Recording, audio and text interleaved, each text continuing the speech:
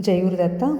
ఈరోజు భగవద్గీత శ్లోకం రాగద్వేష వియుక్తైస్తు విషయానింద్రియైశ్చరన్ ఆత్మవశ్యైర్విధేయాత్మ ప్రసాదమధిగచ్చతి.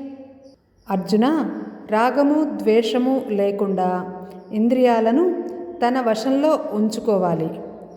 అప్పుడు ఆ ఇంద్రియ విషయాలను అనుభవిస్తున్నా కూడా మనస్సు తనకి స్వాధీనమై ఉంటుంది కాబట్టి అలాంటి వ్యక్తి మానసిక నిర్మలత్వాన్ని అందుకుంటాడు.